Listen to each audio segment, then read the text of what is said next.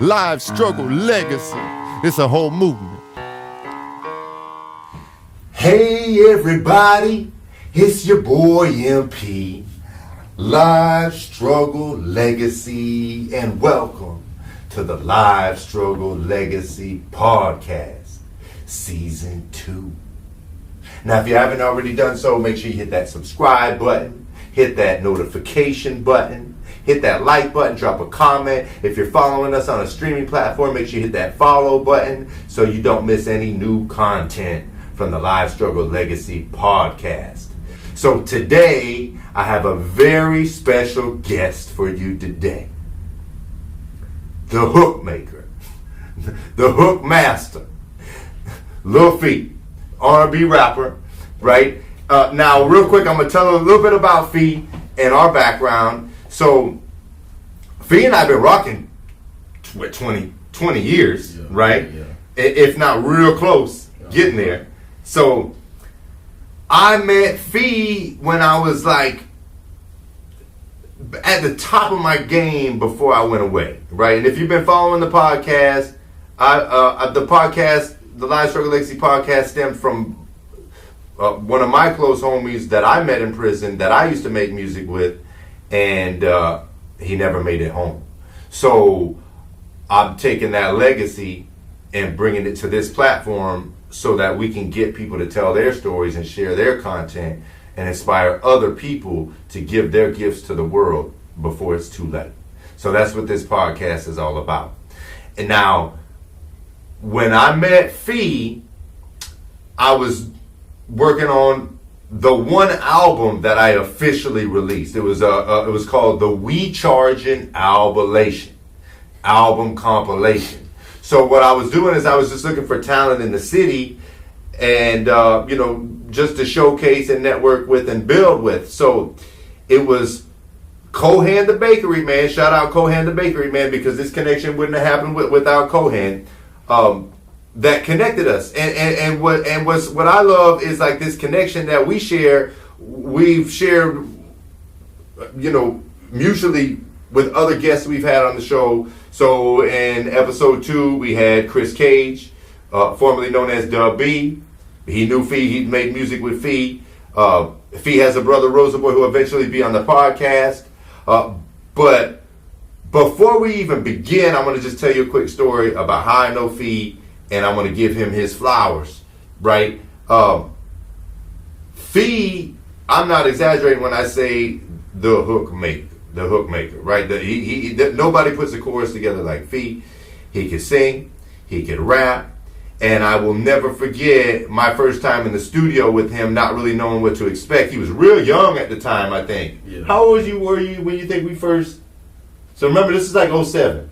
Yeah, so 07? Yeah. Man, I'm just getting out of high school. Okay. Like 06, 07. So like 17, 18 type shit, right? Probably 19. Okay, and I think I was like maybe 21, 22, right? So we rocking like 20 years strong now. Yeah. But being at that age, I really didn't know what to expect. I just know, okay, younger dude, they say he's like that. If Cohen says he's like that, he's like that. But I don't remember if you were in the booth and came up with that or if I sent you the beat, but I know he started spitting this chorus, right? And right away I'm like, bro, that's it. That's it. Yeah, I definitely wrote it. Like, hands down, I wrote that whole hook and how it came together, and then we put it together, and you loved it. So loved it. I mean, loved it. It wasn't no like, it was love. And so there's a whole story behind that, which I'll go into, because this is my connection with Phi and how I just really became a fan from day one, bro. To this day. And I watch you evolve as an artist. When I went away and fell off the map, and I come out and see how you've evolved, you and bro, and then that dynamic between you two, the synergy that you share. I don't know if you know this, bro, but like since I hit the turf, bro, I mean, when I was on SoundCloud, bro, I'm sending your songs to everybody on SoundCloud. When I found y'all on Spotify, I'm sending your music to everybody on Spotify because I fuck with it, and like I believe it deserves an audience and it deserves a platform. So we're gonna promote it today. But going back to the story of the song. So the name of the song was "In God We Trust," and it was relevant at the time because at the time I was already facing a lot of time, and the whole thing, like why that song really resonated with me is because, you know, I had never had the intention of being in the streets. I never had the intention to be out doing what I was doing, taking penitentiary chances. But I had a dream, y'all. And I told y'all this in previous episodes. I had a dream, and that dream cost money. And that money wasn't coming fast enough, right? And so I took a lot of shortcuts in order to try to fund that dream. But in the long run, those shortcuts ended up being the long way and cost me years of my life, right?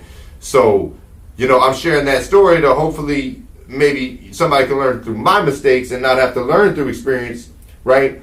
But the relevance of that song, I mean, it's just as relevant today as it was back then. You know, it's like, what's the number one killer in America? In God we trust, right? Yeah. So, you know, that's the whole premise of the song is like we selling each other out, selling ourselves out, you know, selling our communities out for what? All for $1. And if you look on that dollar bill, I'm not going to get too deep now, but if you look on that dollar bill, there's a whole lot going on that dollar bill. And that it got us all running around for these dollar bills, not fully understanding, you know, the energy that we're putting out there and the predicaments that we're potentially creating for ourselves. So, you know, in my mind, even if nobody heard it, that song was an instant classic, and it's my favorite song on the album. And if you're not sure what I'm referring to and you want to go back and listen, you can go to any streaming platform and you can search Michael MP Paul, We Charging. I officially released the album 2 weeks before I went to prison in 2008 in June, and it was the bonus track. I put it on a bonus track, like a hidden track, because in my opinion it was so fire. We're saving the best for last. We're gonna give you all this other good music, but then when we hit you with that "In God We Trust," like, I mean, to this day, that's my favorite song on that album. And I'm hoping we can make something, you know, reinvent something, do something new in the future, man. We're gonna cook, right? Yeah. I'm with it. So that's my story about Fee. We had a couple other songs. He's on a song called "We Gon' Ball," which is also fire. He wrote the hook, put a verse on there. Real nice song, real upbeat, and kind of putting a positive spin on the whole, you know, paper chasing almighty dollar kind of concept that we had within God We Trust. And then he put some melodies on another joint that really emphasize the song. So just an all-around talent, rapper, singer, just an all-around good guy, a real one from the city. And when I say the city, we got love for all cities, but we're St. Pete, South St. Pete to be specific. So I appreciate you coming on the show, bro. So that's my story about Fee. If you got a story that you want to share about me or what you remember from back in the day, you know, by all means. What's your take on the whole, you know, the whole experience with the studio, T-Bar? Oh, and real quick, before we get into that, I want to talk about how special that song was, right? And the legacy of that song, because that beat was made by T-Bars. It was produced by T-Bars. It was engineered, mixed, mastered by T-Bars. The late T-Bars, rest in peace. Rest in peace. He's no longer with us. So, you know, it's definitely like a legacy within itself. So I just wanted to touch on that. So my bad, bro. So yeah, man. So yeah, man. I don't really remember too much about way back then. Yeah, I'm my teen. Yeah, teenager, man. But yeah, like when me and you first met, it was basically like I feel like it was just destined. Yeah. Like I mean, I came to. Like, I don't even know how I met Cohan, but I mean, it happened. Like, and then we got in good with each other, started recording music. He believed in me and stuff. Started taking me, like, showing me different things about the music industry and his artist that he had, who was Big Bud. Yeah, Bud. He's on the, shout out Big Bud. He's on the joint too. Yeah, like I ain't really know too much about him, but when I seen him perform in Gainesville, was it? Yeah. Something like that. So once That I energy. went up, yeah, bro. Like I was like, damn, I want shit like that. Yeah. Like I want people to say my music word for word, and they was snapping with his music. Man. So yeah, shout out Big Bud. I don't know where he at, but that's one artist that I came to know when I was with Cohan and you and everybody. So basically, like Cohan linked me in with his nephew. Carl J. That's who made the beat, yeah. So for the Wig on Ball joint. Yeah, we started just hanging out. Like we became real good friends. We just started making a lot of music and stuff. Cohan took me to Ph33 Studios. Yeah. Recorded there, did the mix and mastering for that or whatever. But yeah, I mean, I just grew from there. I started going off and adventuring and I mean doing a little hustling on here and there and stuff. But I stayed grinding with that music. Yes, so, sir. Yes, sir. I mean, I met a lot of people along the way that actually, like, really made me who I am today and how I sing today, which Cohan was mainly one of those people that got me to sing how I sing now. Like, I'm a real big fan of Michael Jackson, so Jackson 5, so you know that high-pitched voice that I've been singing with and God We Trust it comes from that, so bro, it's inspired from that. So yeah, I don't know if I ever shared this with you, but the first time I let my people, like my mom and dad, hear that song, that's the first thing they said was Jackson 5. I swear to God, bro, I don't think I ever told you that. Yeah, and so that it makes sense because, but that's unique though. You know what I mean? Like that's not something that you hear all the time. Like that's a special talent that you have, bro. A voice that's uniquely yours. Yeah. So yeah, that's how it all started. But I mean, yeah. So you know, and I didn't even remember that Cohan was like the glue in that situation. So shout out Cohan the Bakery, man. We're gonna send him this joint when we're done. Maybe we'll get him on here and tell some stories because you know Cohan got some stories, right? But first of all, whatever happened to Carl J?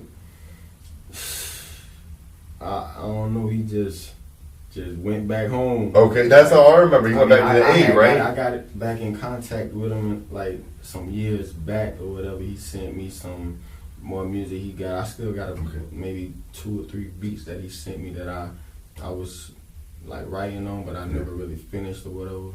But yeah.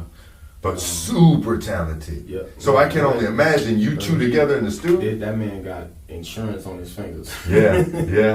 Yeah. So, but yeah, like back when I was singing with Cohan, like he was the main person that actually got me to sing the way that I sing. Yeah. It's more soft and subtle type, and using that actual vocal to actually level up my vocals. So, I mean, I started doing that and. Next thing you know, I started making a lot more music and with that. So I stopped using my because when I go to record like David James, that's another producer that I went like in Clearwater or whatever.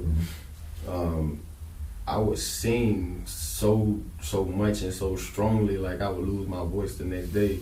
So I couldn't put it all out there. Yeah, I ain't want to keep doing that, straining my voice. So then when I have something to do and sing or whatever, like I still have my voice. But yeah, I wouldn't strain it so much. So yeah, he the one that got me to actually sing that softer tone and save my vocals for later on projects that I had. But yeah, I did a lot of other songs with a few other engineers. So T-Boss was one of them. David James, and we got James from Executive that I met later on with my brother Roosevelt. And then my best friend, I'm gonna call him my best friend because he really was one of those friends that not even just an engineer, but he was real close to me, which is Nitro. He passed away. Man, I'm sorry to hear that. I'm sorry. I remember that name.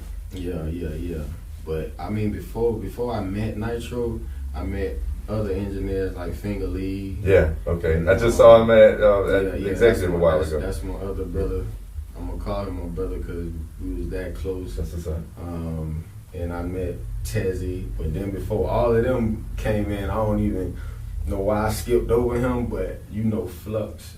He's Flux, but he was on Critical. Yeah, okay, Yeah, Credit. so, Yeah, yeah. but if you remember, he produced a bunch of joints on my project. He did Because he was Charlie T. Yeah, so I would go through Charlie T's studio and I would pick beats. Bro, like all them boys, man, like that's straight, just genuine family type. Like, Yeah, bro. Them the people that really had an impact in my music, like made me who I am today. Like I don't want to discredit none of the people that if I missed anybody, forgive me.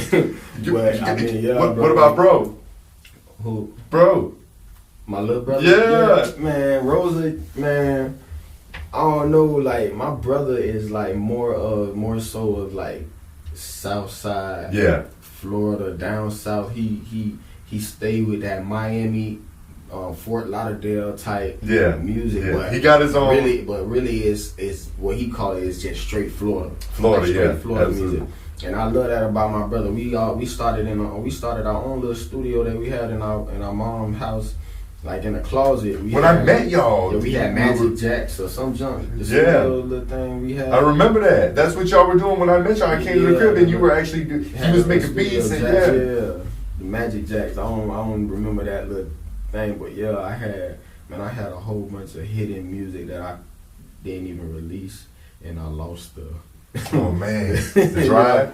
Yeah, box, oh man, that's the worst nightmare. That's your creator's worst nightmare. Yeah, it is, and he didn't have no backup. So man, I mean, it's in the universe now. But I mean, it'll come out one day. Yeah. And it took so long for that Stressing Me song to come out, but I mean, it came out. And it's fire. And that's what really took me out of St. Pete for a while. Yeah. So I went and met like first how that song came out, because I was with Nitro when I recorded it, and Squeaky was with me. Okay. My homegirl Squeaky. I met her through my brother Rosa, so I met a lot of y'all through my little brother, because me, I'm a homebody. Like I don't really be out there like that unless I have to. But so we all in the studio. I already done wrote the song, got it how I wanted it to sound and everything. And then Nitro, he like with the beat, he just took it to a whole nother level. See, the song was originally faster than what it was, and he was like, you know what, man, you gotta make them feel this, man. Slow this down, slow it down. So I started singing it or whatever. Squeaky recorded with a phone and stuff. So I sang it, they put it out. I ain't put the song out because we just recorded it, but they put that whole the song with him with the guitar and me singing it just a cappella or whatever. And next thing you know, people start like feeling it, they hitting, and then they hitting Squeaky up. Then I get a call from Finger Lee. He was like, hey, some people want to work with you, and I'm like, man, what you mean? Because I don't really want to go out and be like, no, I don't know the people. I ain't trying to hear that. I just want to do my own thing. And hey, remember you said you wanted somebody to help you and all this other stuff in your music. So when I got in contact with a guy named Mike, which I later on met Mike and Black, which was in Reefer Gang or Luciano. Yeah, okay, yeah, Mike. I know, yeah. So, shout out Luciano. Shout out, Yeah. So I met them and they became my managers, and from there we just Reefer Gang, right? Yeah, we just took off from there and went to Cali, Atlanta, Georgia. That's what's up. I remember seeing you with them. Yeah. That's what's up.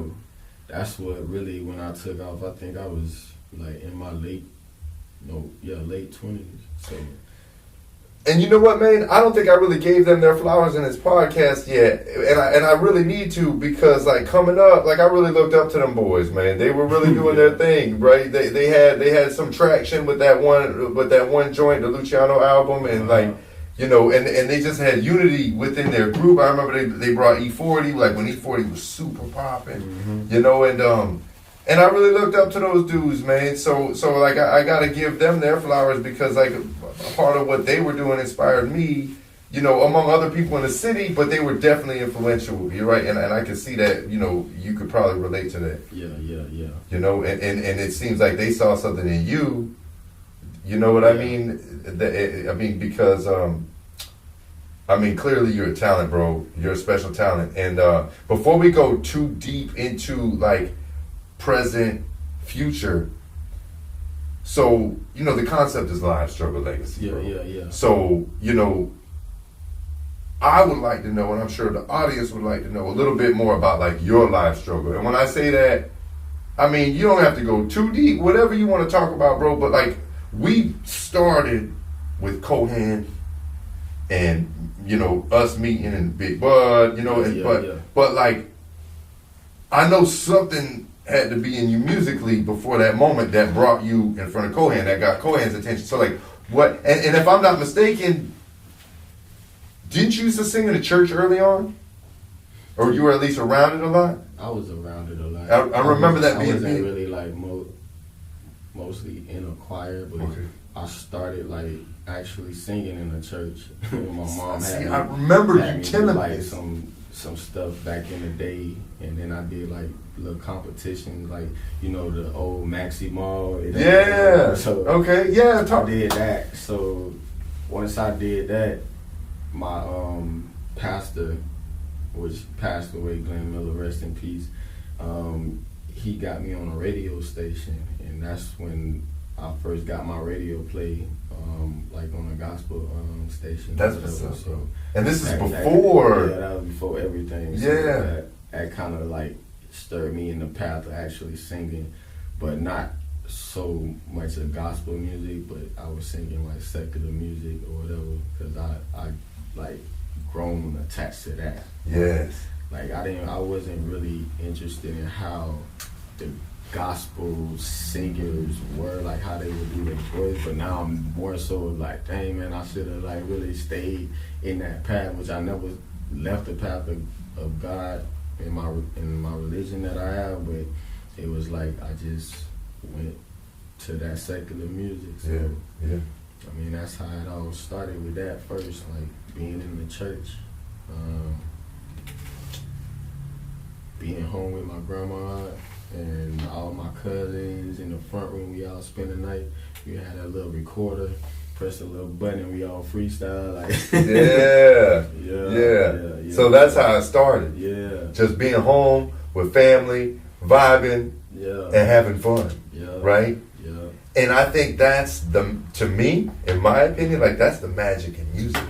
And I think when we try to monetize, because we can't do this perpetually if we don't monetize. When we try to convert that fun, that love, and that passion into a business, I feel like we lose some of that special sauce along the way because we start to open ourselves up to influences. People start to get in our ears. Like for me, I can only speak for myself, but like, you know, I've always been pretty confident in my skin and in my abilities and like know who I am, you know what I mean? Yeah. But I had people in my ear, people that I looked at like OGs or role models that don't know really anything about the music business. Maybe just in the streets, got a little money, got a little clout. So I respected them and looked up to them, and I'm letting them get in my head, trying to tell me about my craft and my music and how I need to be branding myself.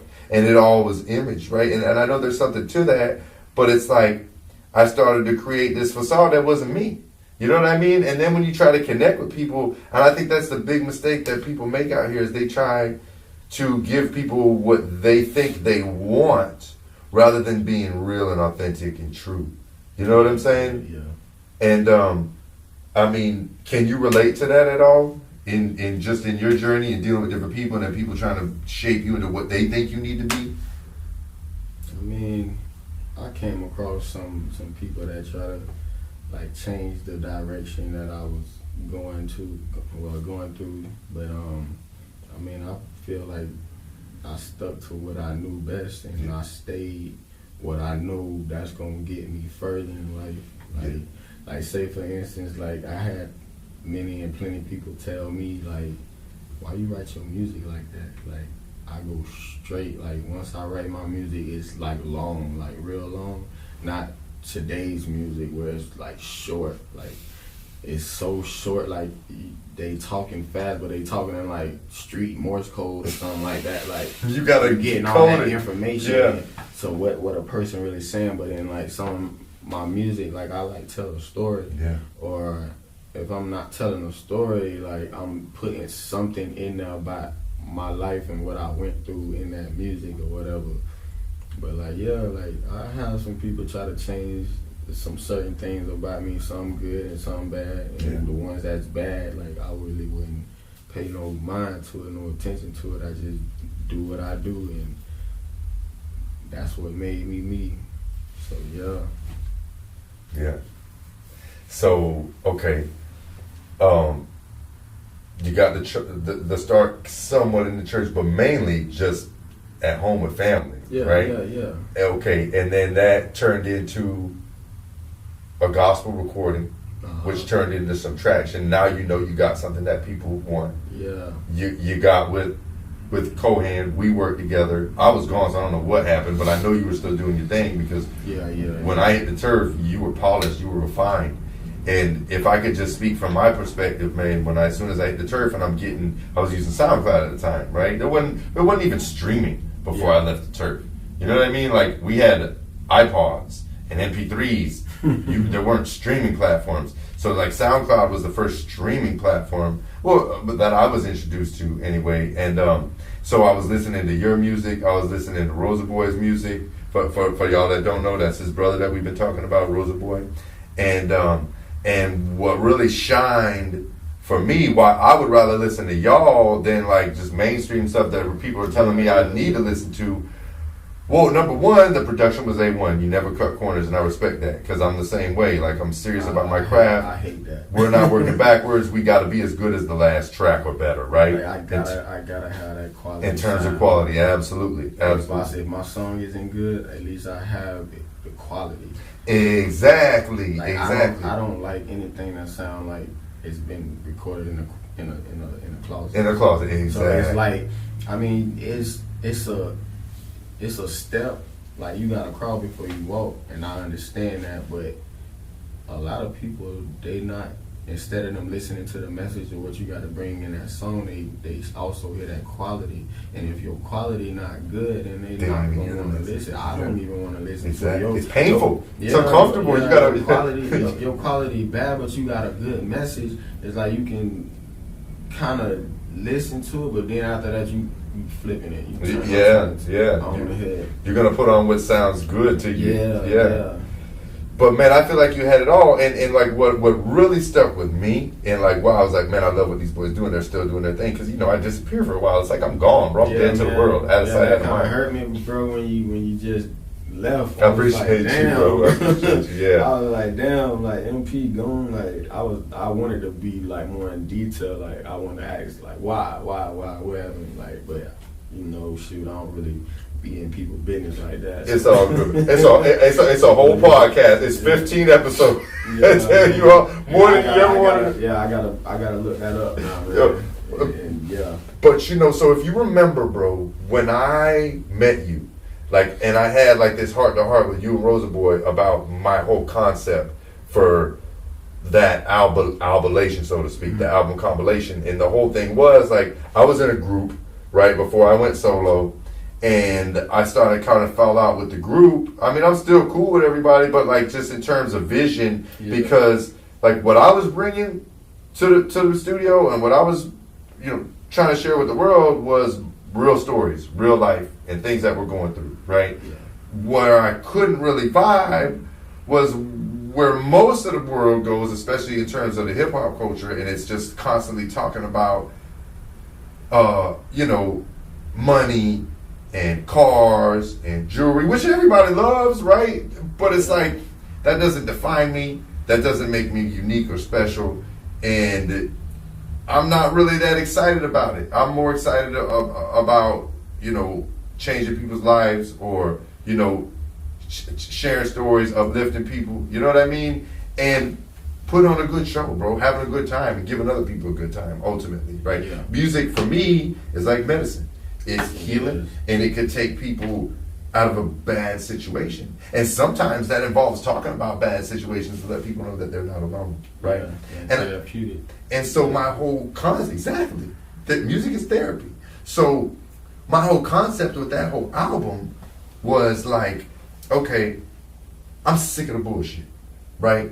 I'm sick of being on a track and people talking about all these things that they never seen or did in their life, and they're talking about it like first person, like it's really happening, right? It's one thing if you're telling a story, but if like you're creating this whole persona that's not real, I'm not meshing with it. So the whole concept of we charging was like, I'm sick of the bullshit. I'm sick of people faking. Like, we're not going for it. So when I say we're charging, it wasn't necessarily about we're charging people for features or we're charging people for shows. No, we're calling people out on the bullshit.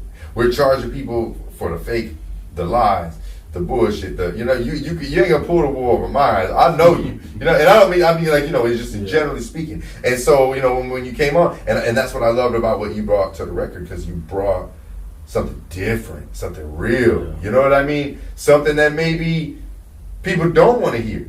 You know what I mean? And when I hit the turf 8 years later, I listened to the music that you and Rosa Boy are making together. First of all, y'all sound better than you ever did. Not that you ever sounded bad. Yeah. Right? I noticed that too. And then the production was stepped up to another level. Right? But for me, it was the content.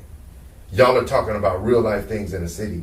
Things that people don't necessarily want to talk about. Y'all are talking about how hard it is to not have the money to do the things that you want to do, right? You're not out here faking like everything's sweet, right? And I think that's what the world needs more now than ever, because everybody ain't balling.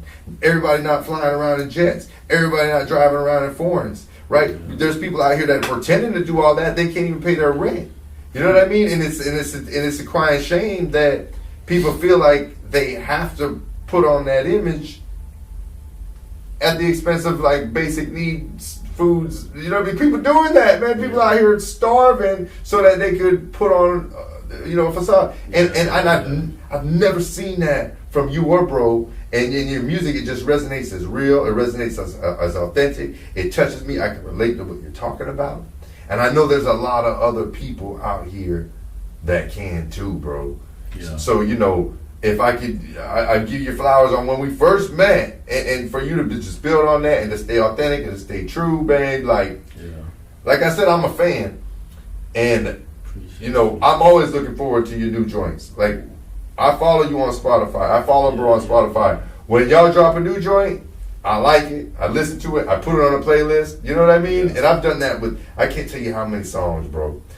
I mean, shoot, I haven't really made a lot of music right now, but I'm still writing. I want to get back to that singing. I've been releasing a lot of rap music and stuff like that, but I want to get back to the actual singing and the slow down songs that I used to do, like, 'cause I used to make a lot of music just for like women, like. But other than that, like, I started this project, but I didn't finish it yet. I'm still working on it. It's like Afrobeat type of music. Yes, so I got that in the making. Okay, you got me like. Yeah. I got that in the making, and then my last album that I did was Swed. A lot of people want to know, like, what's Swed, like SWID. I came up with that because it's sleep when I die. That's what it really means. So, I mean, that was the time that my grandma passed away, and that really like hit me hard. Like, that's why that Stressing Me song is so dear and like hard to me, because I made that at the time where I'm like, okay, I'm finna go all in, because I feel like my grandma don't got much time, and I want her to see me succeed and me get big, and I can do this and that for her. But I mean, I guess God wanted a home, so he called her, and I was just like real stuck and hurt at that point. I mean, but I still pulled it together and still did my music or whatever. But then, like, after that, like, my cousin started passing away, like, Oh man. and that really like devastated me. Like, cousin Eddie Dominguez. Yeah, man, I'm sorry to hear that, bro. Man, he always. That wasn't that long ago at all, was it? No, I remember. It was back to back. Yeah, like, bro. Really, like on my whole upcoming career in the music business or whatever. So like after he passed, or before he passed, me and him had a talk. He took me to Clearwater Beach and we just chilling, smoking, vibing. And he wanted me to relay a message to my cousin Zoe because they kind of fell out. They like real live brothers. They brothers. I don't care if anybody else say differently. He's Dominican and he's Cuban and he's black. Like, no, that's brother, straight blood brother. Like, I auntie raised him. Like, he got out of line, sheep whooped him. But both of them. Yeah, both of them. All of them. Yeah. But yeah, man, we was in Clearwater Beach and we was just talking about a lot of stuff, and he told me like keep going with my music, and he loved what I'm doing and everything. Don't never quit, don't stop. And he just wanted to relay a message to my cousin Zoe, like he want to apologize and he just want them to get back like how they used to be and everything. But after we had that talk, man, weeks later, man, he was gone just like that. Bro. Like, I'm sorry to hear the that. way they found him, it was crazy on how I even found out.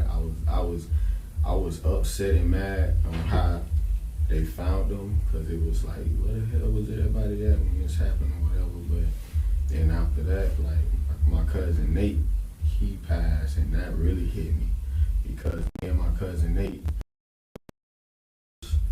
but we still was like family, like.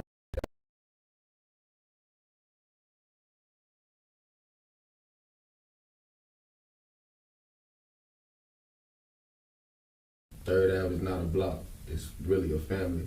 So anybody that Third Ave, you see throw up the threes, like they was raised with us. Like we went to school, we did this and that together, like everything. So that was like Third Ave family. But like after I hear that about my cousin passing or whatever, bro, and really it was like he would still be here today, bro. But it was negligence for doctors. The doctors, like, really, they screwed up. So, yeah, bro, that hit me hard. And I don't know, like, it kind of changed the way that I was thinking. Yeah. Like they not too far away from my age. Yeah, so, like, when I hear a lot of people tell me, they put a lot of age limits on stuff, like, you shouldn't put an age limit on anything. Especially not on music. Like I don't care if I'm 50. If I make it at 50, I'ma still sing. I'ma still write. I'ma still make music for anybody and whoever wants to do music. That's gonna always be something. So I don't put an age limit to anything because my cousin passed away and they not too far away from my age. They were my big cousins, but they not too far away from me, and that kind of changed my mindset on like, damn, bro, like I could be gone in an instant, or something could happen and there's no more fee, or there's no, like, it's just been crazy since my grandma passed away and my cousin started passing away. Like, that shit really hurt me, and it still hurt me to this day, but I'm still going, I'm still moving, because that's what keep me going with my music. So I'm gonna get back into it. When I get back into it, bro, I'm gonna really I'm gonna smash some shit. Yes, sir. Yes, sir. See, this is music to my ears right now. I'm gonna really smash something, bro. So I might not be in the mood right now, bro, but once it come back to me, and it will, bro, I'm gonna start making more hits, bro. I have no doubt, bro. Stop, bro. That's why when I did this, I don't know if you know, you were one of the first people I reached out to, you and bro. Yeah. You know what I mean? A while ago. And then it's like things are moving, things are shaking. I'm surprised and happy that you even hit me up, bro. I was like, damn, this MP for real? I'm like, damn, bro, he got eyes. So, yeah. Yes, sir. Yes, sir. Yeah. In motion. You know what I mean? Like, the thing about me and music for me right now, like, I'm still doing music, but you know it's really expensive. Whereas with the podcasting, I can edit. I don't have to do all this mixing, all this mastering, and we're just speaking, so it doesn't take that much of a production. You know what I mean? I mean, there's costs involved, but they frail in comparison to sound engineering, mixing, mastering, graphic design, all the things that you need to do to really have motion, you know, in this new music business, because it's a totally different game now, man. Like you gotta put money into your craft. Like, I ain't gonna lie, like my album Swig that I created, I say that whole album cost me at least over $3,000. At least. Yeah, $3,000. At least. Yes. Right. One song that I did, I mixed and got it mixed and mastered. I forgot where I went to record it, but it's the first song. It's the first or the second song on Swig that I recorded, and I sent it to a good friend, good engineer, Ivan. I met him in Atlanta, Georgia. He's a young, talented engineer that's really real good. He worked with Neo and all the other good artists. So mainly R&B stuff. Not necessarily. Okay. I'm pretty sure he did a few rappers and stuff like that. But when I say like R&B, glass, like straight glass. So that's how I love the quality. But yeah, shout out to Ivan. Okay, So shoot, that money with your craft, bro, you really have to do it on your own. Like, some people are lucky and they get managers and or they investors, get sponsors. Man, shoot, back when I was younger, and I hear people like blowing up or I hear like street rappers, they doing something real big, or they you seeing with a lot of money, they got people that's behind them. They mainly got dope boys behind them. And them the key people that really, like, if they fuck with you and they fuck with you and they gonna put that money behind you, they'll turn dirty money to clean money. Yeah. And that's how they do that shit. I mean, that's how a lot of the independents, like we all know, we ain't gonna sit here and call our names, but going all the way back to New York, you know what I mean? In the South, like, oh. I mean, shit, I appreciate that street game. But I mean, at least we get somebody supporting it, you know. Because you're not gonna get a lot of people that's gonna support you, that really support the dream that you have. Like, you gotta literally like do the stuff yourself, and I had to do it by myself for a long time, bro. Like, that money ain't come. I mean, most of my money didn't come from the streets, but I mean, when it did. But I was working a 9 to 5, bro. Like, yeah. But you know what, bro? My bad. Go ahead. No, you good. Well, man, you just gave me you had me thinking, got my wheels turning, because I never thought about this. But you think about where hip hop originated, right? Mm-hmm. Bronx, New York. You know what I mean? The streets, bro. The streets, like people going through things and not having an outlet, and then just being creative and creating an outlet. You know what I mean? And so, you know, when you look at mainly hip hop music, you know, it gets a bad rap because of the connection to the streets, and street dudes get a bad rap, especially if they're trying to invest in you know, hip hop, and you know, everything is just a big joke to people now, right? Because the game is so oversaturated. But when I think about in the terms that you just put it, like, you know, we got to be grateful for these street dudes, who I was one of them at one point. Like, I had this dream to get out of this situation for music, but it's like that dream was expensive. So I had to start getting creative funding, right? But then you think about, you know, but one person in particular that comes to mind, God bless the dead, D-Lane, right? Uncle D, Rod Wave's Uncle D, man. And if you think about, like, I don't know how well you knew about D-Lane. I knew him when I was a little kid. I heard of them and heard of him and stuff like that, but I wasn't, like I said, I was like that house. Well, okay, so D-Lane was a street dude. Everybody know, it ain't no secret. You know what I mean? Like, he did time like we did time, like I did time, and you know, and so, but initially, like, D was a dude with a dream, right? Maybe not much different from us as artists, right?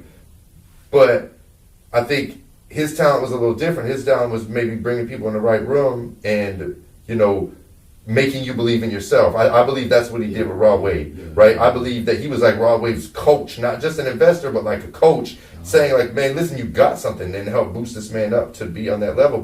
But I don't think, I think the streets and street dudes get a bad rap because of everything that they're going into. Nobody looks at it like, well, man, some of these dudes were the only ones that believed in your favorite artists. You know what I'm saying? Like that, to this day, that you don't know had the support of the streets, and had they not, you might never know who they are. Yeah. And I think that says something, because like people that way back when hip hop first started in the Bronx, right? And you think about like in music in general, not just hip hop, going back to blues, soul, any R&B, whatever the case may be, spirituals. You know what I'm saying? Like people were taking adversity, and the music was an outlet, right? And so it was an outlet for them. Adversity, it was therapy, but we're all familiar with the term voice box or the block, right? And that's what the artists are, the singers, the rappers, because you got people going through all these things with all these stories, but they may not have that voice. They may not have that talent to be able to put it together, but they got all these stories. And then you look going all the way back to, Big Daddy Kane, Rakim, you know what I mean? Or Rakim and what you call it, Nas, Jay. And then you take it to the South, the Master P's, you know what I mean? Like the Cash Money, Sick With It, E40, you got these independent artists. These are dudes that came up out of the streets, right? And, made it up out of the streets. And then you had, other dudes that maybe weren't in the streets but had people backing them from the streets. But ultimately, they were able to use this talent to tell stories and give a voice to people who didn't have a voice, right? Yeah. And I think that's instrumental in change, right? Because the whole thing is, like, when you're in the streets and, you get a felony, you're silenced. Nobody listens to you. You can't vote. You know what I mean? You can't, you're right? So, and then, but you think about, even if you're coming from the streets and you don't have a felony, money moves mountains. Money is power. And if you don't have money, you don't necessarily have a voice if you don't have a creative outlet, right? So then you got people that came from these areas, right, going through all this adversity. They got a talent. They put a voice to it. They become the voice box of the block. They're telling the stories of the people that don't have the voice. You know what I mean? So I think that's a significant connection, and it's noteworthy and praiseworthy. You know what I mean? Yeah. Because all we do is knock the streets. I mean, I can sit there and say, I lost a lot to the streets, but those are my choices that I made. You know what I mean? But also, I think about, the streets were there to pick me up when I was down. The streets potentially saved my life in situations where, I may not have made it. You know what I mean? Like, but that's just an interesting connection. And before I forget this thought, bro, you talked about Third Ave, right? Mm-hmm. I kind of know this, but I want you to put it in your words. What does Fee have to do with Third Ave? Well, like one of my long time ago interviews, like they asked me what does Fee mean. I really I'm just Lil Fee. Like I'm named after my dad. Okay. So he's Big Fee. Okay. But they don't call him Big Fee, but that's how I got my name. Yeah. And my cousin Marcus, he actually gave me that name. Okay. So yeah, shout out to the Pappy. Okay, yeah, shout out to Pappy. But yeah, I later on put the 3s in my name. So it was Lil Fee, Lil Ph33, which I wasn't really thinking about, like putting the 3s in there, but I had it as an email, and when I sent it to either Black or Mike, they put that and they just thought it was how I put my name, so I just ran with it. And I was like, you know what, I might as well put them 3s in there because it symbolizes my family, my street family, my people I grew up in the streets with on 3rd, and I just took it like that, and I just like, well, shoot, I'm gonna just put that on me, run with it, put it on my back, run with the 3s. So, and I later on like Googled it and looked it up, like the threes, they symbolize like some real good heavenly type of like G-O-D, mm-hmm. 3. Yeah. So yeah, that's how I got my name with my cousin. So it's Park's real name, but the 3s put a spin, paying homage to the block that you grew up on. Yeah. Right. So I feel like I'm really trying to carry my people out of what they going through with my music or whatever. Yes. So shoot, I mean, I make it, shit, they made it too. Man, listen, bro. I mean, I may not be from 3rd Ave, but I'm from the city. And I can tell you that when I was in real hard times, when I came home to nothing, after driving around in Lexuses and all that, you know what I mean? Like all these things, and then having nothing. Like not having money to go buy a smartphone, not having money to go buy new shoes, not having money to buy clothes for job interviews, let alone a car. I'm catching the city bus. Yeah. Right? When I'm catching the city bus, I had my Skull Candy earbuds that I brought from up the road with me. I bought on the commissary.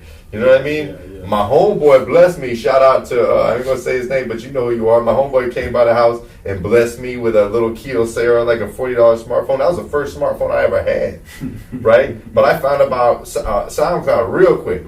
And when I be sitting there at that bus stop at 4:45 in the morning waiting for that 5 a.m. bus to come, yeah. man, I'm bumping Fee and Rosa Boy, bro. You know what I mean? Like you pulling me out, you give that motivation. I'm walking. I'm not just walking on that bus with my head down. I'm bopping. I'm you know what I mean? I'm lifting. I'm walking on that. I'm feeling right, and y'all help me through that. The music helped me through that. So like I know how it feels to be in the game so long and be doing all these things and knowing that you got something and just you don't feel like it's being recognized, it's not being seen. Yeah. Right? But I want to tell you right now, in your face, on this podcast, in front of this audience, bro, your music being heard. It's being appreciated. It's being seen. Yeah, and I've been noticing that like for quite some time now, because it's like certain people will walk up to me and be like, "Hey, you still doing music?" I don't know them. Like, I mean, like I don't know them from a can of paint, bro. Like they'll come up to me and be like, "Hey, bro, keep doing your music, bro. I love that Stressing Me. That's my favorite song." Yes. Or I love Save Me. They like that song, Save Me, that I recorded. I did that in Georgia. I recorded that song in Georgia. I got like a real close friend, but I see him, he like a father figure, so he helped me out with that that video. Like I mean, I just been having like quite a few people that seem like, well, I ain't gonna say seem, but they are fans of my music. Yeah, so real ones. I ain't gonna discredit myself. So, damn right. I mean, I do have quite a few people come up to me and tell me about my music, which helps me be like, man, you know what, I can't quit, because these people, they noticing me, and that's one thing about being an artist, bro. If you notice not just one or two people like listening to your music, you just automatically like hear somebody bump your music in the car, which I heard somebody playing my music in the car while I was at work, and I'm like, damn, they playing my shit. Like, okay, that's the best feeling. So that motivates me to keep going, bro. Like, and I say this to all artists, bro. Even if you feel like ain't nothing moving nowhere, but you hearing constantly people telling you, like random people telling you, like, bro, you sound like you supposed to be on the radio. Yes. They're not saying that for nothing, bro. They actually mean that, bro. They're not finna just be in your ear. Like, I mean, you here get some close friends and you probably trash or something like that, and they probably boost your head up and be like, hey, you good, bro, you good, but take heed on what the random people say, the strangers say, because they're not gonna lie to you, bro. They're not gonna lie to you unless you got some big money behind you or whatever, and they trying to, like, piggyback off that because they see you got money, and they gonna, like, kiss ass and be like, oh, you wrong, bro, you good, you good. But for me, I ain't got no money, so I know it's genuine. I mean, I got money, but I ain't but I feel hitting up, bro. I ain't doing no big stunting. Like, I ain't got no Cybertrucks. I ain't got no Bentleys or Ferraris or no Lamborghinis. But I mean, I'm driving a decent car. I probably had an Audi or a BMW here or whatever. But I'm gonna stop you for 1 second, bro. And all right. I'm gonna stop you for 1 second. I'm gonna put one key word that you forgot to put in there. Yet, you ain't got all that stuff. Yeah. Yet. Yeah. You feel what I'm saying? I received that. So we gotta one keep. thing my mama told me, power in the tongue. That's right. Yeah. That's right. You know, Keep and speaking it. you answered a question that I was going to ask you already, but I still want to kind of revisit the concept just in case the audience missed it, because I'm locked in, bro. I'm too, you know what I mean? Like, Yeah. so, you know, one thing that, you know, I asked Dub and like anybody that's been in the game strong, like we've all been through ups and downs, and a lot of that adversity and a lot of these challenges, people use as excuses to tap out. And that's fine, bro. We're all not made the same, right? We're not all built the same. And like you said early on when we first met, I don't believe in coincidences. You know what I mean? I'm a spiritual person. Yeah. I don't believe in coincidences, right? You can find meaning in anything if you assign that meaning to that thing, right? And so, and assigning that meaning can sometimes change that thing, like in reality, right? Yeah. So, you know, that being said, you're talking about these hard times that you've been through. You're talking about losing homies and going through, and I'm sure you've been through other things that you haven't even touched on yet, right? Yeah. And we don't have to touch on these things necessarily. But I just want to say, you know, all these things that I've heard other people, friends, you know, even family, just close associates, or just strangers, you know, they take those things and they use that as an excuse to not move.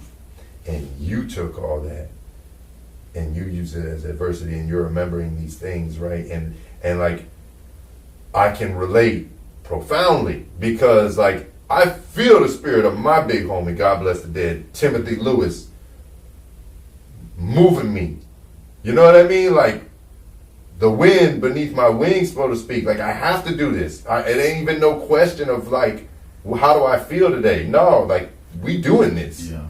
You know what I mean? And it's like, I don't want to get all too deep, but I'm going to touch on something because I'm spiritual. I'm not religious. You know what I mean? And I'm not knocking anybody's religion. Yeah. You know what I mean? Like, yeah, but like I believe in spirit, and I believe in energy, and I believe, you know, in the spiritual concept of, you know, energy's neither created nor destroyed, but it moves and it shifts, right? And when you think about when we lose people, right? They're gone as we know them physically, but they're not gone. That energy, and I believe some of that energy sticks around. Like clearly, like what you saying is true, bro. Because like when I think of like my family members passing away, bro, they really didn't pass away. They did, like physically, like in body wise, but blood is still running through my veins. I got my grandma blood running through my veins. Yes, sir. Yes, sir. I got my grandfather blood running through my veins. A little bit of my cousin, from my auntie. That's my auntie. That's his mama. And he passed away. I got it's all in that DNA. Like they still here with you. And you know something? And that as long as that bloodline keep moving, and who knows, you probably be back here again in physical form. So, you know, who knows, bro? I don't know. I think about stuff like that too. I do. Like you pass away, bro, it doesn't necessarily mean you're gonna be gone forever, bro. Cause like, say for instance, like I had a daughter, and men are fruitful. Like we create births, but the woman get that child and into the world. Yeah. So yeah. I mean, they both play a part in bringing life into this world. Absolutely. So like, I got my daughter, and that makes me feel like I done put something out into the world where if I leave this world, bro, I'm gonna still be here, bro, because my blood is running through her veins. Yeah. And she have a child one day when she's old enough to have a child. My blood gonna be in his veins. Absolutely. Her veins. Absolutely. And it goes like that. Like it's like a matrix type thing, bro. Well, that to me, that's special insight that not everybody has, right? And I'm bringing this up to say because I'm listening to you when you talk about your cousin Eddie, bro, and the thing that he said to you just before he passed away, bro. That'll never ever leave you, right? And so we're talking about blood relatives, but I feel it in people that weren't even my blood relatives, like my big homie, people that taught me things, homies that I lost over the years, right? And in my mind, people talk about spirit guides, and they feel like you have to maybe be like a shaman or some kind of like spirit light worker in order to tap into these these frequencies and this energy, right? And I mean, I feel like we could all be light workers. We could all tap into this divine insight. That's the way I see it. And in my mind, people that we've lost along the way, whether it be a blood relative, a close homie, a mentor, even like people that we just looked up to in music, like Michael Jackson or Tupac. You know what I'm saying? Yeah. These people, in a way, become our spirit guides because that energy is still there, right? And if you learn how to tap into that energy, like if you didn't have that knowledge of self to be able to tap in when you need your granny, you know what I mean? When you need somebody that is not physically here, but you know that they're still there, and you know how to tap into that, bro. That's a superpower, and I think a lot of people missing that. And I think that's for you, that's gonna take you places. Yeah. As long as you hold on to that, and you know what to do when you're out here feeling alone, especially in this music shit, man. Like we spend so much money. Like I like to make this joke, and it's probably a terrible joke, right? But it's like my music. We about to change this now, but it's been like a crackhead girlfriend.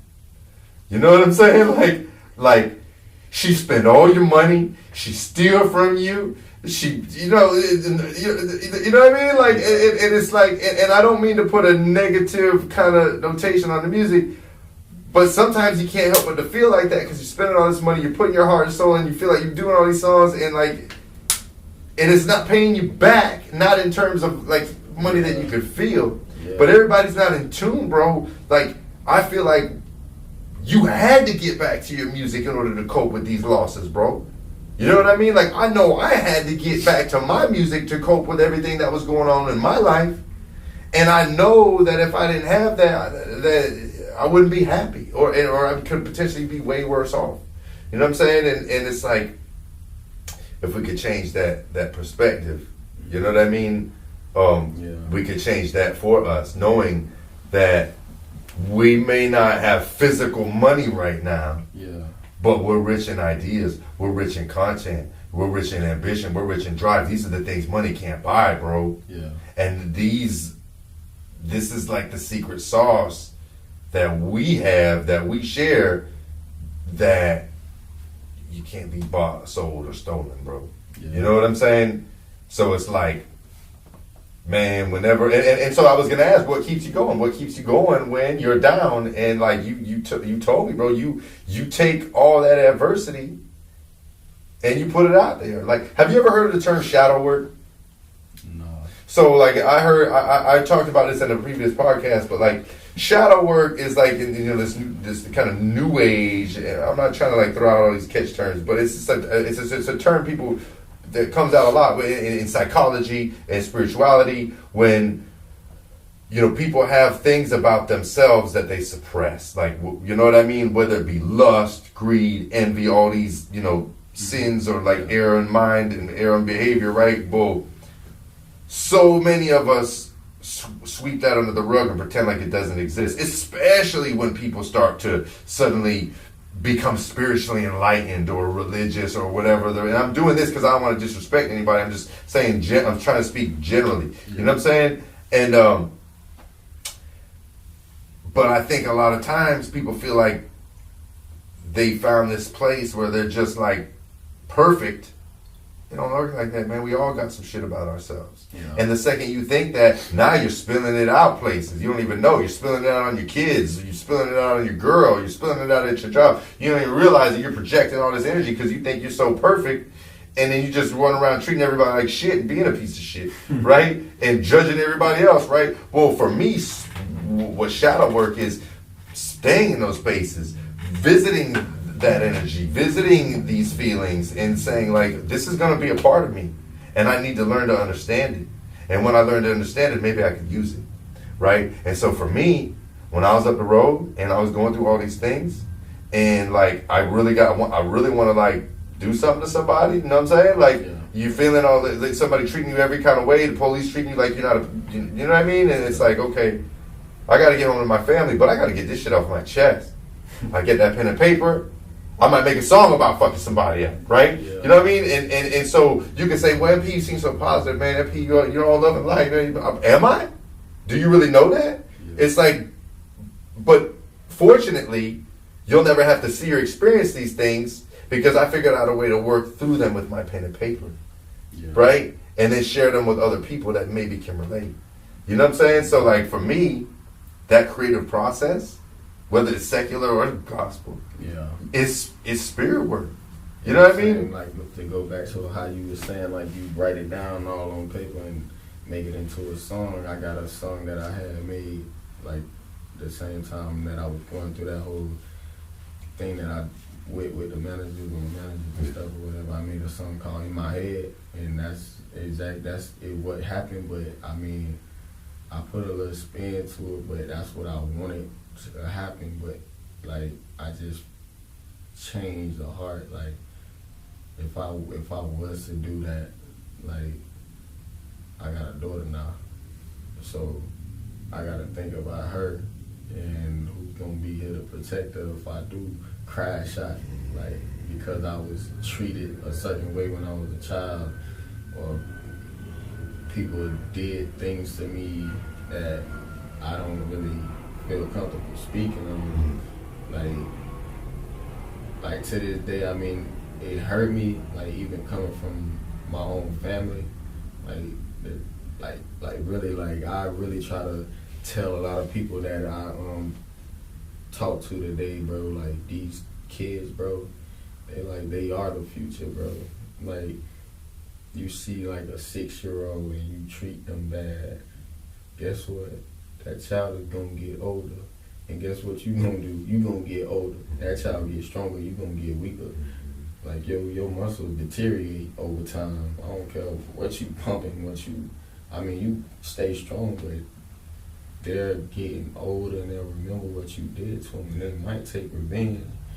And you never know, they ain't gotta use their muscle. They had that little pistol they had been saving them. You know how they do now, like now it's over, now it's over. Yeah. These jits don't be fighting most of the time. They gonna hit that switch or some big shit. Like you be like, damn, bro. I see few jits that I know. Man, they have some big fire. Like I'm like, damn, where you get this from? I don't need to get me one. Yeah. But yeah, bro, like that song In My Head, you should go watch that if you ain't never seen it. I don't remember that one. I gotta jump. It's a video too? Yeah, okay. It's a video. I was with Reefer Game when they helped me create that video. I need to check that out, man.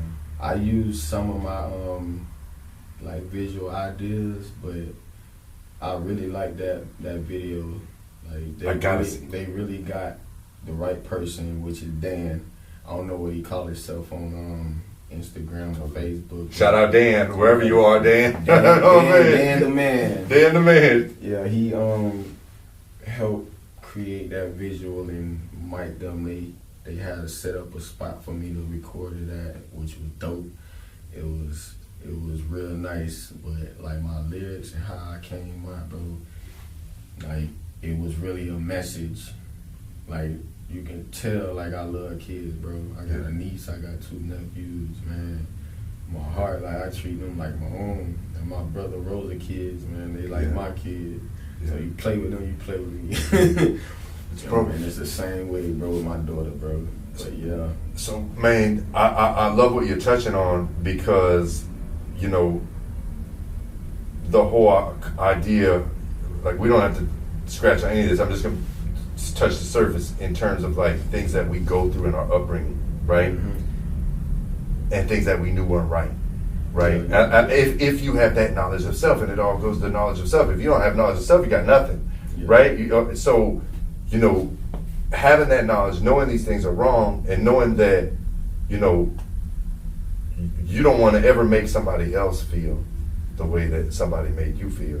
You know what I mean? Yeah. So and like, to me, the most powerful thing you could do as a man in this world, especially when you're raising children, whether you're raising sons or daughters, is to break these cycles, right? Yeah. Because what do people normally do? They do what they see. They do what they talk. Like you talked about the 6-year-old, that hit me because my son's 6 right now, and my son does everything I do. I'll tell you, bro, I had a moment where I boo-hoo cried, bro. I'm just tell you what it is. My son, he sees me work out and stuff, so he wants to work out. But he gets real rambunctious after a bath, right? And he was probably about 3. This is probably like 3 years ago. And he's holding on to the towel rack, right? And he's trying to do pull-ups off it. And he's already getting big in the rack spinning. I'm like, boy, you're going to break the rack. Cut it out. He's like, no, I got to get big and strong. Dad, I got to get my muscles back. And I'm like, get your muscles back when you lose them. He heard me say that before. That's why. So he's like, I got to get my muscles back. And I was like, big boy, don't even worry about that. You're gonna be big and strong. You're gonna be bigger and stronger than your dad, right? Yeah. And when he said that to me, when I said that to him, he got upset with me, bro. He got angry with me. Like I'm like almost crying. He's like, no, Dad. I don't want to be bigger and stronger than you. I want to be just like you. I want to do everything that you do. Bro, it hit me so hard, bro. All my emotions just at one time, bro, just hit me. And I thought about everything that I've done in my life that I never in a million years would want my child to do. You know what I mean? And not to say I was some horrible ass person, but still, I thought about every little thing that was done to me that I would never want done to my child, right? And that I would never want to do to my child or have my child do to somebody else. Yeah. You know what I mean? And I already been thinking about this, but it hit so hard because it's like I was brought up, do as I say, not as I do. You know what I'm saying? But what kind of a message is that? Yeah. You can grow up to be an asshole, but don't be an asshole right now. I'm the asshole. You know what I'm saying? That's what that's saying to me. Yeah. You know what I mean? So it's like I thought about everything, and bro, I changed things like instantly. Like I'm never doing this again because and I got a homeboy that I bump heads with all the time, bro. We really bump heads. He does some questionable things. I'm not gonna call him out or call what he does out. That's his business. But I always say, like, listen, bro, are you being the man that you want your child to grow up to be? You know what I'm saying? Like, are you really? Because if you say you want this and you want that for your child, but you're out here doing this. And I know my son wants to be and do everything that I do, and he will be and do everything that he sees me do. So it's like you talk about a wake-up call and self-aware. But see, the beauty of all that is when you have knowledge of self, that's how we change the world, bro. Yeah. You know what I mean? That's how we change the world. Well, you can make errors, but you can correct them. When you're aware, right? And you make sure that you don't pass these errors on to your seed. Yeah. You know what I mean? And it's like I might have been fucked up and lived a fucked up life and made fucked up decisions, but I have the power to teach my son better or my daughter. You know what I mean? Yeah. And I'm just speaking in general. I only have one child, but like, that was a wake-up call for me. I mean, sure, that's what the street people supposed to, bro. Like, if they had no father figure, mother in their life, bro, and they learned from the streets or whatever, and they found a way to get out and make that money and stretch instead of being greedy, they stop and make it to a positive thing, and then they have children, bro. Don't teach them the negative on how that you already surpassed that negative part of your life. Yeah. You teach them the good part, like you get them to do the good and don't have to handle the bullshit that you handle because you already took care of that. You stood on business. Yeah. Yeah, you stood on business and you got that out the way so your kids don't have to do what you had to do to get where you at right now. And I mean, shoot, I ain't do too much in the street, but I did some certain things that I would never want my daughter to do. Yeah. I would never want her to do jack boy shit or none of that off the wall crazy ass shit just to do something. Oh, you think you cool doing it or whatever, or it's just certain things that I, like you say, or you wouldn't want your child to do that you did. But yeah, bro, you gotta really like make a change. Like if you really got out in the streets and you really made a way out, bro, then bro, break that chain. Yes, man. Yeah, bro, Yes. break that shit for real. You gotta take a look at that man. Shout out to MJ. Gotta look at that man in the mirror. You know what I mean? Like, that's a tough conversation. And a lot of people, man, them women, they won't look in the mirror. They will not look in the mirror. I mean, because if you not there, if the parents not there, they child gonna probably fall in that same spot and want to do that and try to make a way for their offsprings. So they want to do all the hard work and be able to be like, oh yeah, I did this in the street back then. Now I done made money to where I ain't got to do what I did, and I can turn that money into clean money and do what I need to do for my kids when my parents never did that for me. Yeah. So I mean, I can say like I'm really a lot different from my dad. Like I'm there for my daughter. Like I ain't finna leave my jit, and she know that. Yeah. I told her that many and plenty of times. Like I ain't going nowhere. I don't care if I'm off in California or Atlanta or Georgia. I'm trying to, man, if I'm there, I'm trying to bring that money, and I'm trying to get that money, and I'm gonna bring it back to me and you so we can live our best life. But yeah, bro, I ain't, man. But I mean, having kids, they change your life, but other than that, if people don't have children, bro, just do it for you. Do it for yourself, bro. You don't always gotta. It don't always gotta be kids. Some people be like, "Fuck them kids." But yeah, bro. You gotta sometimes you gotta do that shit for yourself, bro. Yeah. Like you gotta make a way out for yourself. I mean, it can be negative, but don't get too greedy in the street, bro. That's why a lot of people say the street's dead. No, the streets ain't dead. It's just y'all motherfuckers over exaggerating that motherfucker. You exhausting that shit, bro. It's too many. You glorifying it and bro, not, like, yeah. You not using it for what it really is or what it's for. It's, man, you gotta learn how to maneuver. You gotta move out the way. And if you get lucky, which not a lot of people do get lucky in the street, bro, and be able to talk about it. Like you see most of these big rappers be talking, they got, not saying lucky, they got blessed. Yeah. Because a lot of people don't really make it out of the streets to even talk about it. You know, man, on that note, with this podcast, I've had to work really, really hard in protecting the legacy and protecting the brand. And when I say legacy, brand, ultimately it's all about the message, right? Because before I even thought about doing the Live Struggle podcast, I had partners try to tell me, oh man, you need to make a prison podcast. You need to tell everybody. And then they send me the links to these dudes that just talk about prison and they do really well. They got like crazy followers. They're making money. And all they do is they tell prison stories, but they're glorifying the shit, bro. They're making it seem cool, bro. And I'm so careful on this show. We're going to tell some prison stories. We're going to tell some stories out the streets. But we're going to make sure you know that life only leads to two destinations with few, very, very few exceptions. And that's either the jail or the cemetery. So I think when we're telling these stories, it's important we don't glorify them, that we give the full, ugly truth in that we're losing people. Brothers, sisters, daughters, sons, fathers. You know what I'm saying? And then people on here talking about the streets like it's sweet. You know what I mean? And the streets aren't all bad. Some people, like you say, if you got the right mindset and the right attitude, right? And then especially if you take that success and you bring it back to do something positive, right? But you know, I can't tell you how many people have actually tried to come on the show and I had to tell them no, bro, because they want to get over here and just tell war stories. And maybe some of the audience is like, well, you tell them no, bro, that's what I want to hear. We're going to tell some stories now, but we got to be, for me, it's about the message, man. Like, I don't want somebody to listen to something I said on here and then go crash out.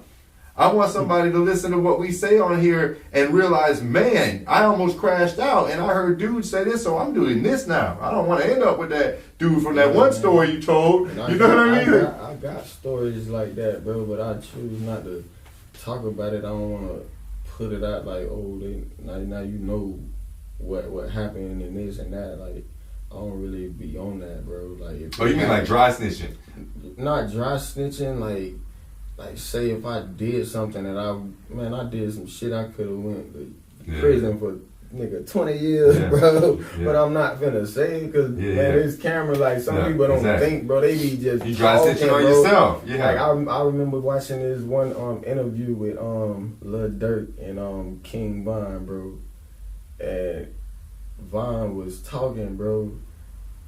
And Lil Durk looked at him, bro. Lil Durk looked at him, bro, and he just shut up, bro. Like he ain't say nothing, Cause Durk was like chill, bro. You know talking yourself right into a fan case and you didn't even know it. Yeah, bro. And they watching, bro. Oh, they watching. It can be something small. I don't give a damn if it's.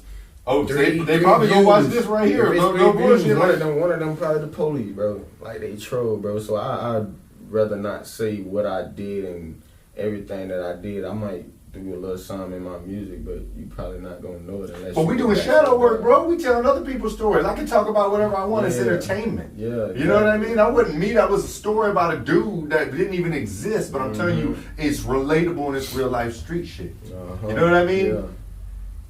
So okay, we covered a lot. I want to make sure you talk about. You know, if you got something you want to talk about, by all means, bro. This platform is yours, right? Yeah. But what I'm really interested in, what I really want to know, and I think, you know, if some of these people didn't know who you were before you got on here, they know who you are now. They're gonna want to go. They're gonna want to know. Well, okay, where do I find this music? What do you have going on actively right now? Like, if you could send somebody somewhere to listen to something in the light that you want to be seen in, right? As an artist, as a songwriter, singer, rapper, just as a human being. Yeah. What you got popping right now? So and then like what you got working on in the future? How can we find you? So how you can find me is on Instagram, LILPH33. I think it's like a space between a LIL and then space PH33. I'm not mistaken, but you'll see my face because it'll pop up. Okay.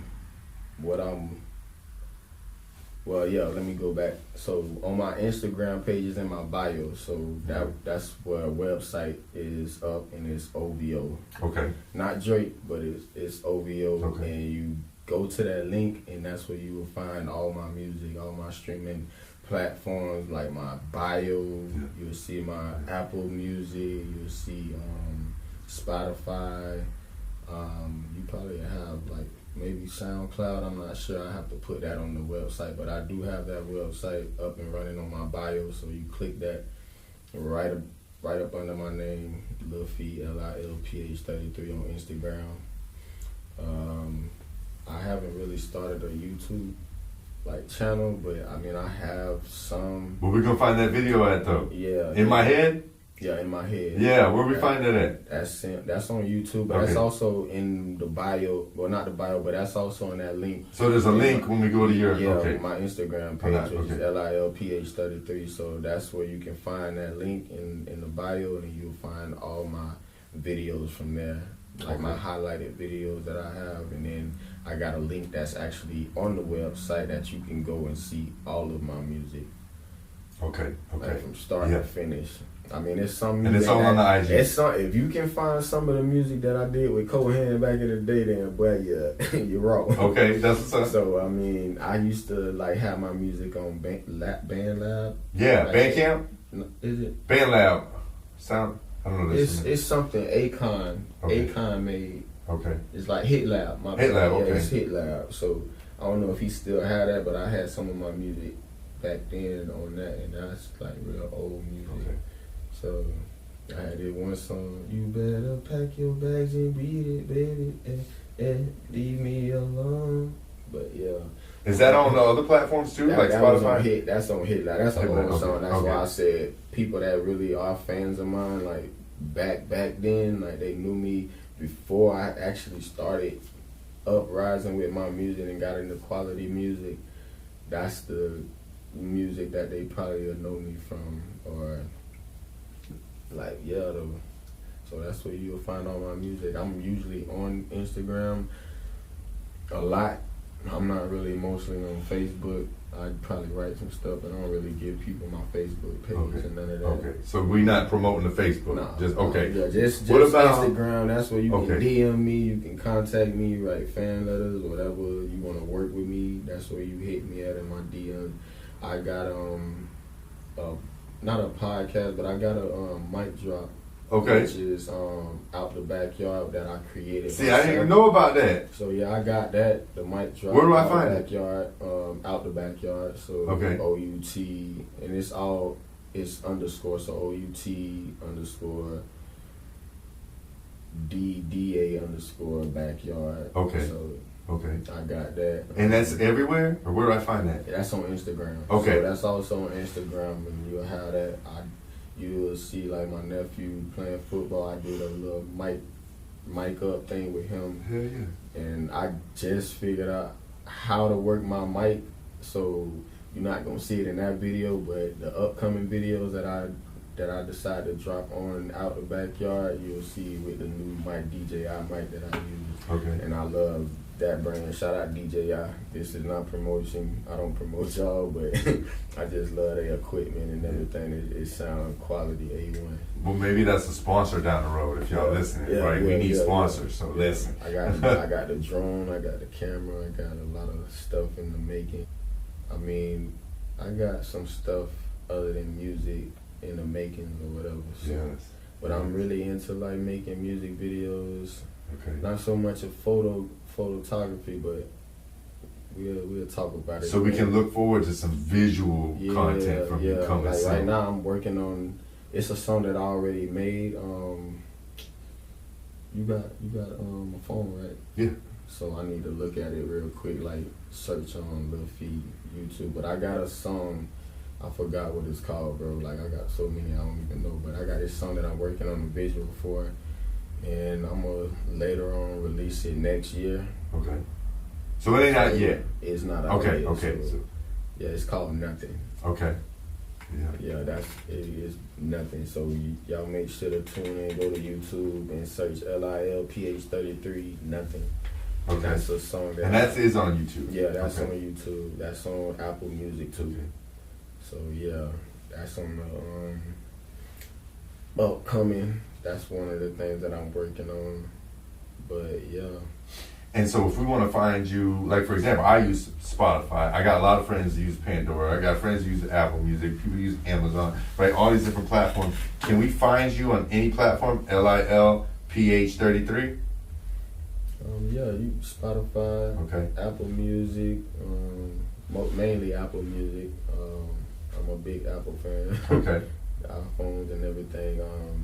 Yeah, so mainly Apple Music. I do have music on Spotify. That's where I listen to that. And all other platforms that United Masters. So I'm under United Masters with my music distribution.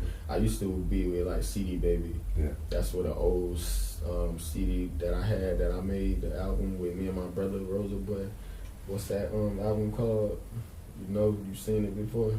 Yeah, that I don't know. I can't think of the name, but it's fire, bro. It was a mixtape that we made. And this was a while ago, right? Yeah. I feel like this is what I was listening to. Yeah, it was. That's the album you're talking about. There's one song on there, bro, that I used to put on repeat. And I used to send it to everybody. I can't think of the name of it for you. I don't even got my phone on me, bro. It's all good, bro. We gonna put it out there for him. Yeah. Right. So yeah, if you got something else, I'm not trying to cut you off, bro. I know it's something else. I'm just not really.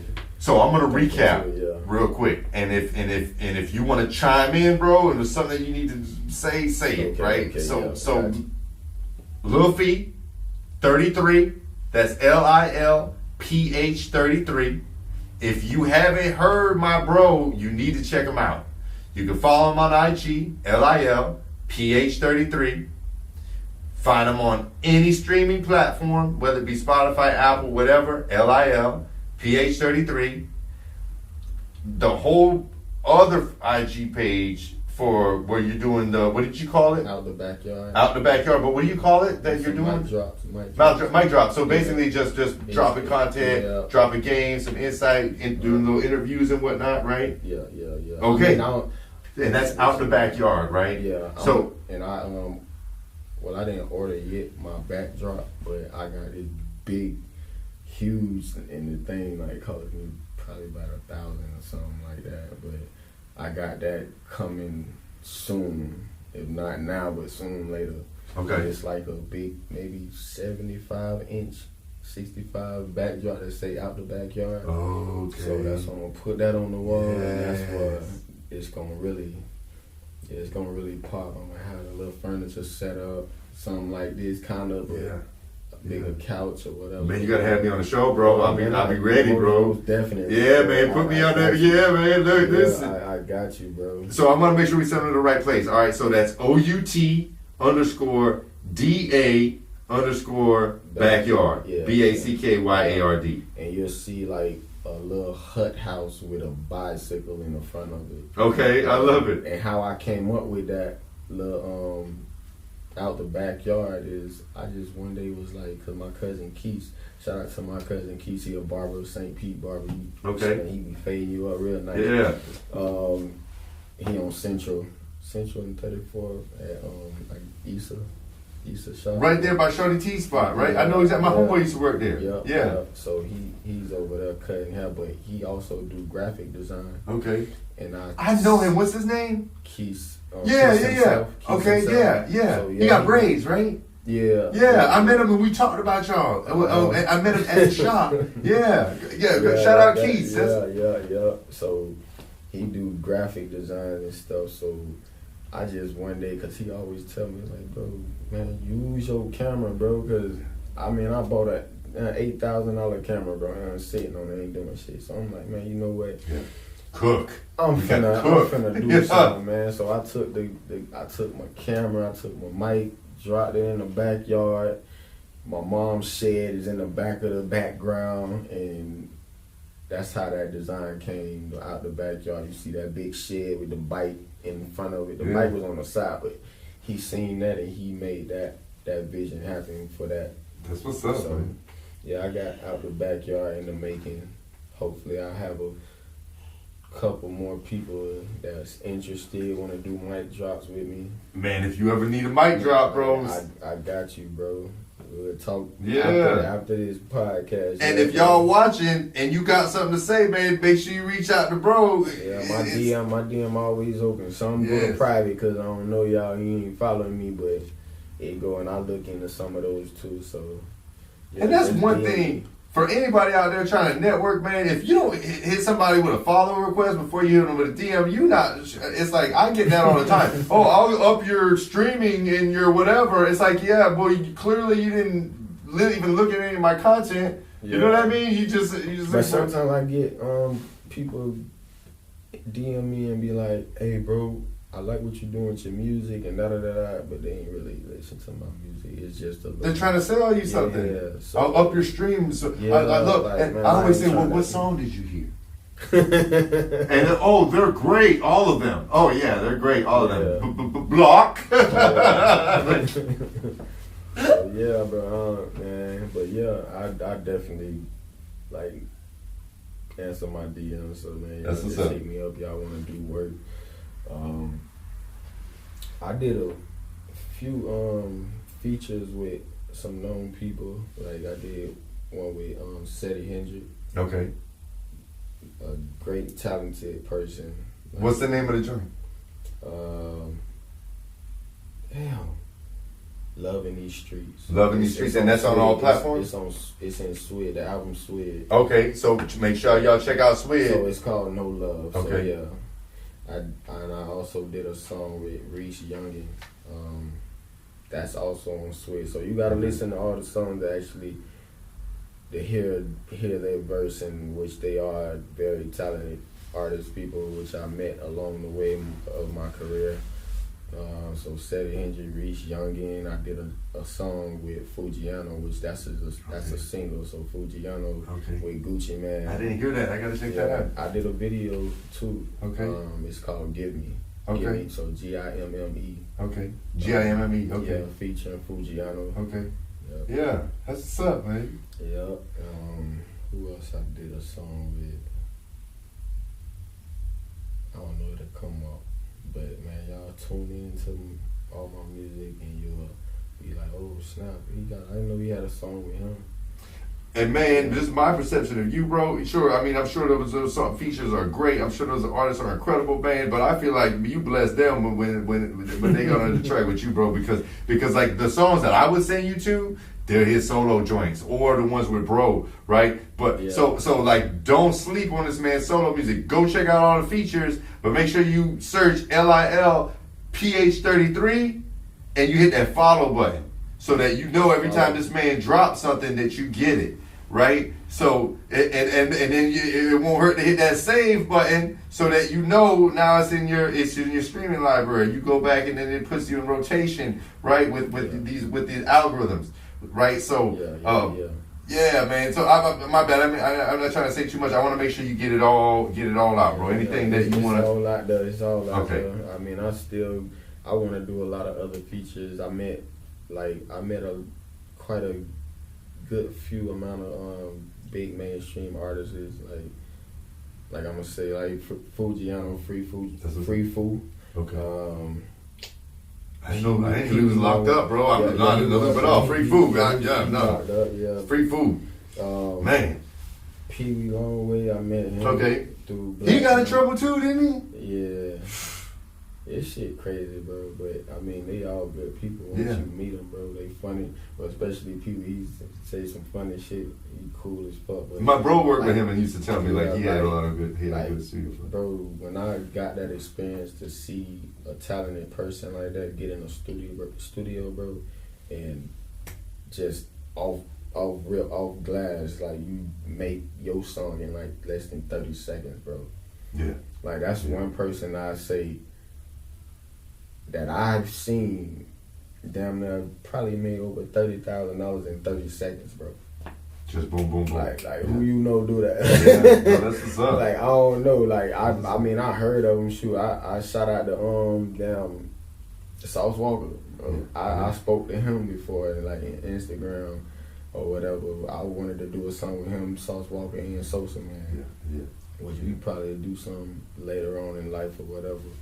But yeah, like later on, shoot, my cousin Ro Diddy, F2 Millie, what I speak in Stressing Me. The last song with F2 Millie, that's my family. Okay, I know that joint, and that's that funk. Yes. Family. So yeah, shout out to Ro.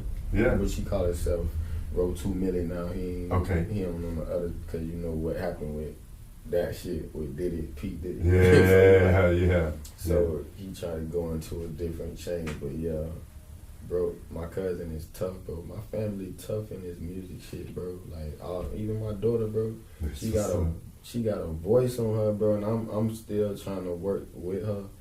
She write her own music, but me, I'm a writer. So it's gonna come a time where I'm gonna be able to write a whole album for her, and I'm gonna like teach her everything that I know vocally, but she gonna surpass me, bro. Cause right now she doing riffs that I can't even do, bro. Like I be like, man, where you getting this from? Like you looking at YouTube videos and all this other stuff, but not to get off subject, but yeah, bro, the whole family talented, bro. No, that's on subject because that's something to look forward to later on. Eventually, we gonna find your daughter and we gonna support her and her stream. She 13, bro. Yeah. And she as tall as me and you. Man. Like, she play basketball and everything, bro. So, I mean, but mainly, like, she like to do everything I do. She want to pick up the camera and want to record. I love that. She want to do her own little show. She told me, Daddy, I want to do my own show like those YouTubers do, the streamers, which is big and popular now. So, once I get everything up and running or whatever, bro, I'm going to start that for her because I didn't have that when I was younger. Like, okay.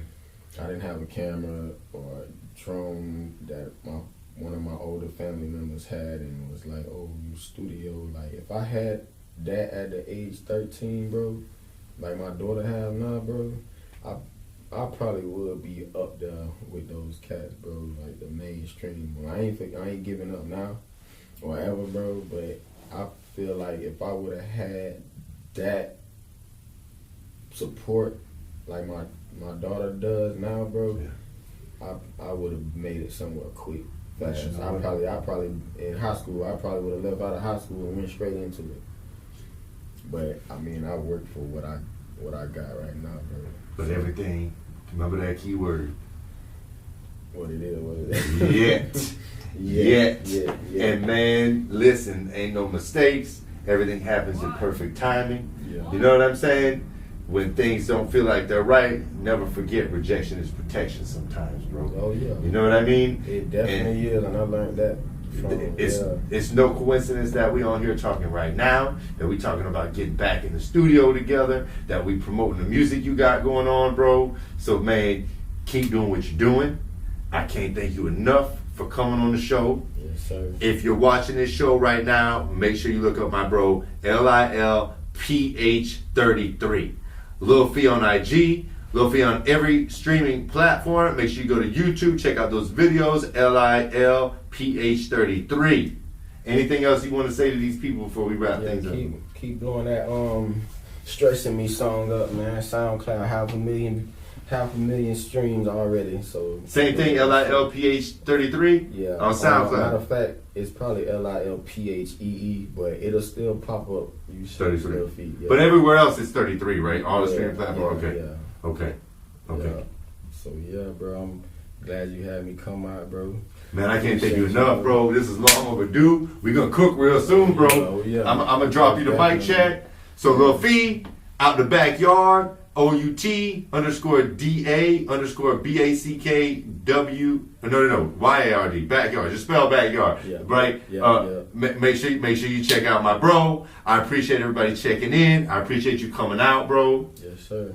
If you have not already done so, make sure you hit that subscribe button, that like button, that notification button, and follow us on your favorite streaming platform. Make sure you download, hit the notification button, drop a comment if you want to share what's on your mind. We want to know.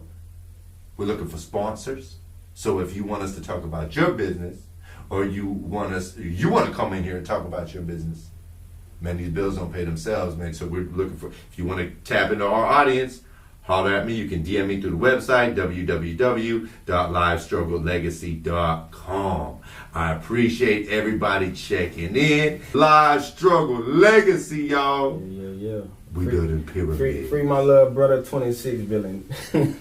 Free little bro. Yeah. Live Struggle Legacy. It's a whole movement.